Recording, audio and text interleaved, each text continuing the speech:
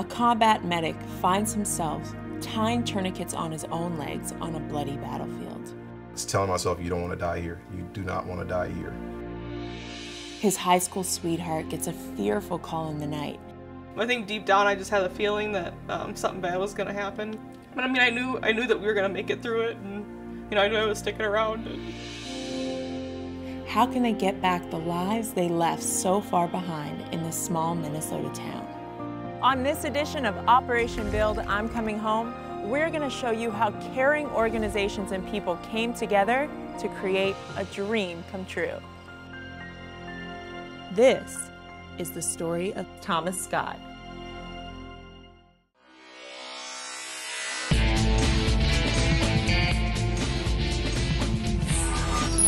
I'm Alexi Panos. I love working as a model and TV host, but when I'm not here on set, I live a completely different life.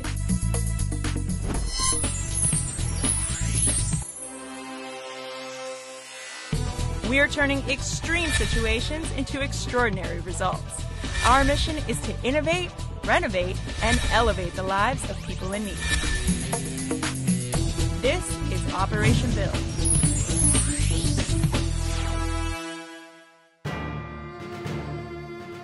In the war zones of Iraq and Afghanistan, Thomas Scott's job was combat medic, rushing to wounded comrades time and again, providing urgent, life-saving care.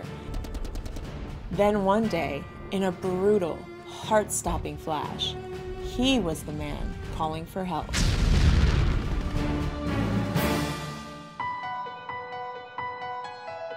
Thomas Scott grew up in sleepy Burnsville, Minnesota. He and his longtime girlfriend, Brittany, met each other here and went to high school together. Thomas joined the military because he wanted to see the world and also to study medicine. After basic training, he was quickly deployed to Iraq and then Afghanistan as corpsman.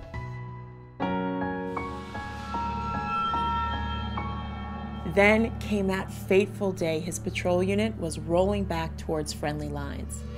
They were continually on nerve-wracking lookout for improvised explosive devices, or IEDs, buried along the trails. And as we're rolling in, I just heard and felt this big blast that lifted my vehicle up. It was just kind of like just dust and cloud and everything. And I was just like, oh my God, I think we may have just gotten blown up really bad. I had to tend to myself. I'm like, if you think too long about it, it could be too late. So I just snapped into it and like put tourniquets on both of my legs. And I was just like trying to do as much as I could to preserve my own life. That was basically that moment. And then I remember laying there in like one of the worst pains I've ever experienced in my life before, just telling myself, you don't want to die here. You do not want to die here. As it turned out, both of his legs were severely damaged, and one had to be amputated below the knee. It used to really make me tear up and like really depressed every time I went and saw my orthopedic surgeon, because he just tell me like, well, you don't have that many options here, Thomas. You could either stick with the leg that you already have that's been that's been put back together, been salvaged, or you could get it amputated, which will relieve a lot of pain for you. You won't have to ever think about it again.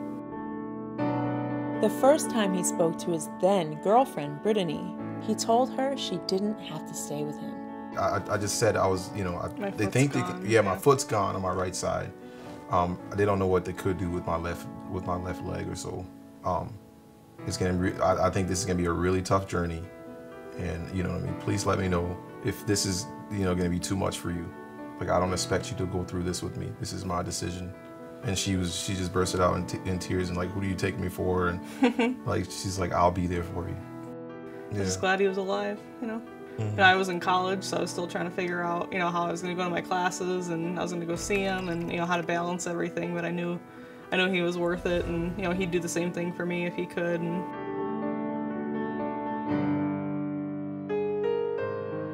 they were married shortly after in a VA hospital chapel. Rehabilitation was a difficult and frustrating ordeal. It seemed to take forever for Thomas's leg to heal enough so that he could wear a brace and walk normally. Soon after the injury, Thomas applied to get a new house for him and his new wife.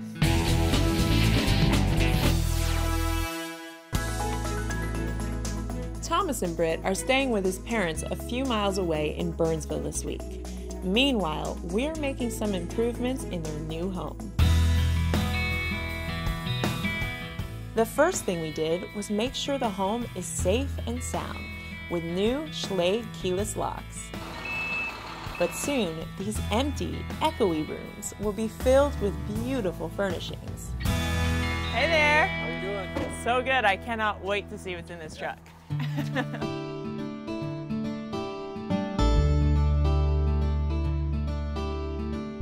I'll just let these beefy men do their work while I have a talk with Chris Barber of BFW Charities. They're providing the Scotts a house full of beautiful furniture. We heard the Scott story.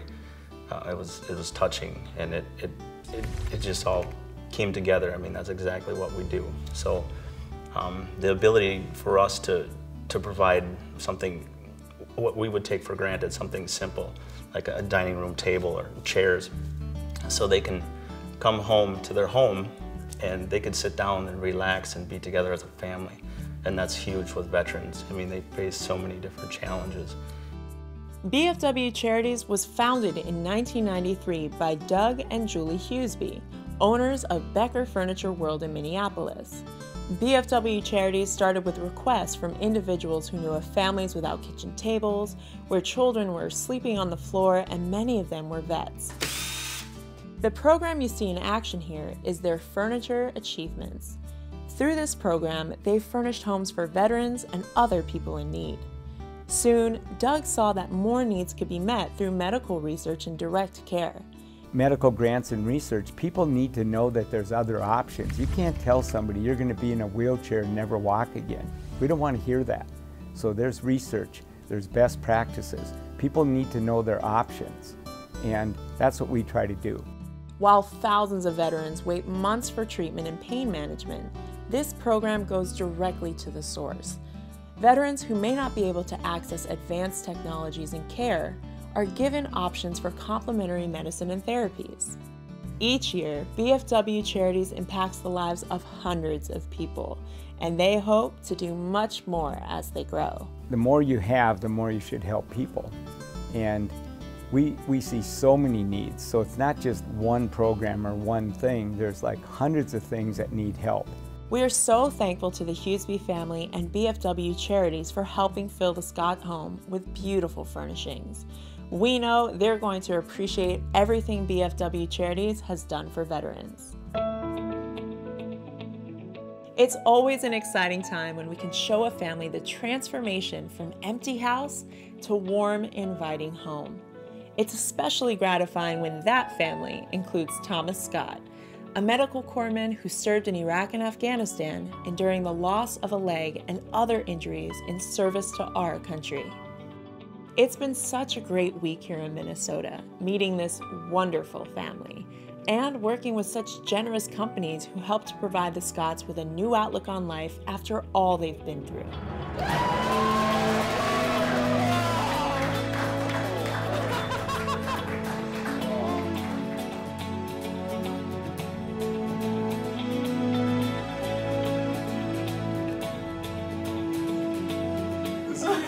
That's awesome. Oh my Beautiful.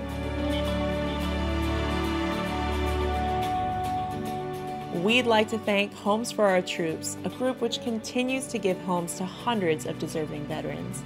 BFW Charities, which offers a wide range of services for veterans, including home furnishings and medical care. Schlage Lock Company for a practical and stylish keyless touch lock system. And to Lennox for that beautiful 365 entertainment dinnerware. Well, I think you'll agree this was an incredible mission accomplished. Guys, we wish you the best of luck in your brand new home. Thank you. Until next time, I'm Alexi Panos.